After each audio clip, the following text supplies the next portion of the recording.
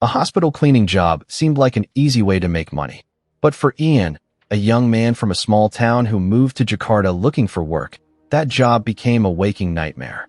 Within 7 days, he would encounter things that defy explanation. Corpses sitting up on their own, blood flowing from taps, faceless women weeping in the dark, and a secret so dark it would send him running for his life. This is his true story. Ian was desperate for money. He found a job listing online for a cleaning service position at a hospital in Jakarta. The pay was good, around 200 to 300,000 rupiah, and no diploma was required. But there was one catch. The shift was only at night. He didn't think much of it at first. He just needed the money. On his very first night, Ian was assigned to the first floor, the floor that housed the morgue.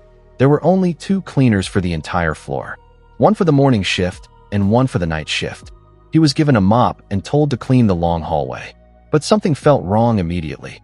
The hallway was freezing cold, around 15 degrees Celsius, even though there was no air conditioning anywhere in sight. He shook it off and started mopping.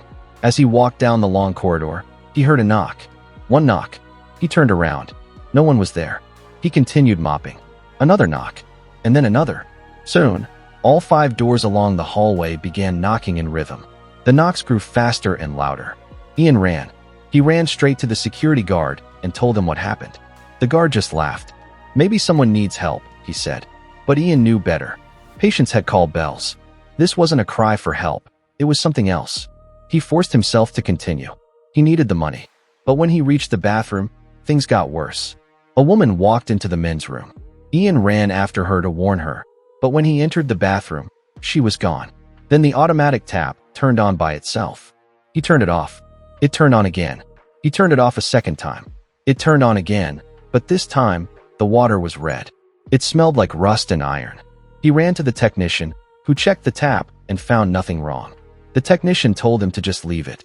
At dawn, Ian heard the call to prayer and suddenly felt warmth return to the building. But then, the same woman he had seen earlier walked into the men's room again. This time, Ian didn't follow. He knew something wasn't right. On his second night, Ian was assigned to the inpatient ward. In the corner of the room, he saw a woman sitting on a small step. Her back was facing him. Her long, curly hair reached her shoulders. As he took a step closer, he heard her crying. He approached slowly, thinking she was a patient. But when he got closer, she spoke. "Everyone lies to me, sir," she said. "My husband is a liar." He asked what happened. She showed him her neck. There was a red mark, like a deep wound. She told him she didn't die from a fall. She was killed. He tried to help. He stepped closer, promising to report what happened. But then she turned around. Her face was completely flat. No eyes, no nose, no mouth. Just smooth skin. Ian screamed. He passed out on the spot. He woke up in his dormitory room. His supervisor, Pak Andy, was sitting beside him. Ian begged to see the CCTV footage from the inpatient ward. Pak Andy just said, "It's broken. Why do you need it?" Ian didn't give up. He went to the receptionist and asked about any women who had died recently. The receptionist told him that one woman had died, but her case was still unresolved. The husband claimed she fell in the bathroom. The police didn't believe it. Ian went to the morgue. The guard let him in. Inside, he saw rows of white-covered bodies, except for one. It was covered in black. He checked the nameplate. It was the woman he had seen. He felt a presence beside him, on his left, on his right, guiding him. When he walked out, he saw the woman's parents at the reception desk. He told the mother that his daughter's body was covered in black cloth. The mother seemed confused. Ian asked her directly, "Are you sure your daughter died from a fall?" The mother hesitated. Then the father spoke up from behind. "It wasn't a fall. We need to ask the husband about this." That night, Ian dreamed of the woman. Her back was facing him, and she said, "Thank you, sir." He woke up crying, and for the first time, the presence beside him, the one he had felt all day, was gone. He had helped her. She was finally at peace. The next night, Ian was assigned to the morgue for the first time. The smell hit him immediately, a mix of jasmine and something rotten.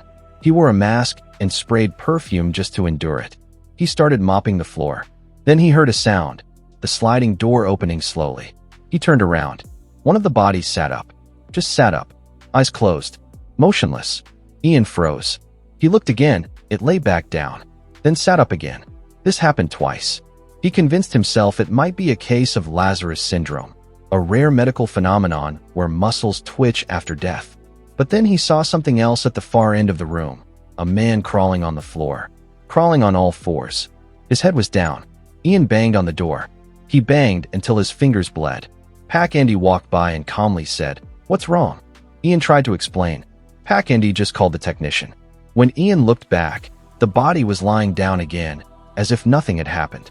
Ian told himself it was just hallucinations. But when he walked past the laundry room, he saw the same body standing up. The same man. Standing. Staring. Ian passed out again. He woke up at exactly 3 a.m., the same time he always woke up. He began to wonder if the spirits were trying to tell him something. On the fourth night, Ian heard a baby crying inside the morgue. It was impossible. The morgue was for adults. But the sound was real. Then he felt water dripping on his shoulder. He checked the ceiling. Nothing. He checked the floor. No blood. The staff said there was blood spilled, but there was nothing. He mopped anyway. Then another body sat up. This one was different. Its eyes were open. Yellow eyes. Empty. Staring forward. Then it lay back down. Ian saw it clearly. This was no hallucination. When he walked out of the morgue, he looked back. A woman in a white gown was standing at the far end of the hallway, holding a baby in her arms. Her face was flat. No eyes. No nose. No mouth. Ian locked the door and ran. He later learned from the receptionist that a pregnant woman had died in the hospital, 5 months pregnant.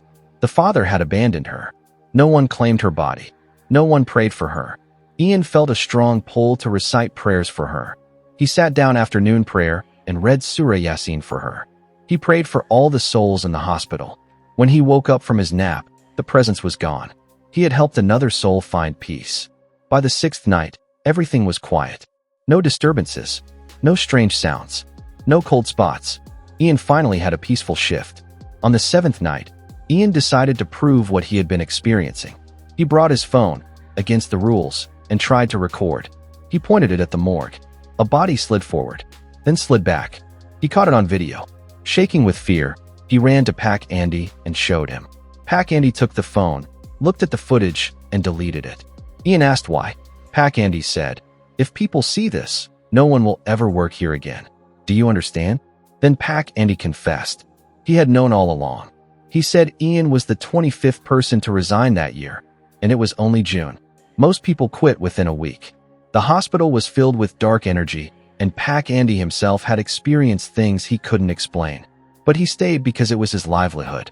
He couldn't afford to leave. Pack Andy also revealed that one of the cases Ian had encountered, the woman who had been killed by her husband, had finally been resolved. The husband was arrested. The truth came out. Justice had been served. Ian didn't just clean floors in that hospital. He became a bridge between the living and the dead, carrying messages, offering prayers, and helping lost souls find their way home. He didn't understand why these spirits chose him. But deep down, he knew that some people are called to see the things others cannot. It's not a gift. It's a burden, one that few can carry.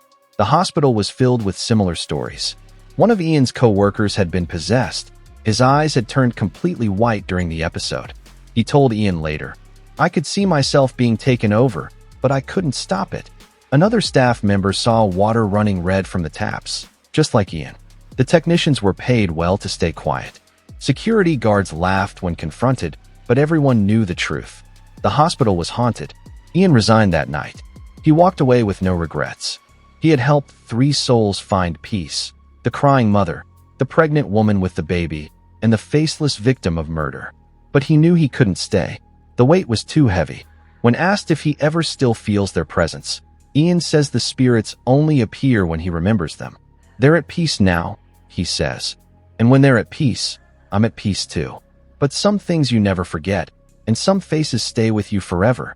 Be careful what you look for in the dark. Sometimes you might just find it."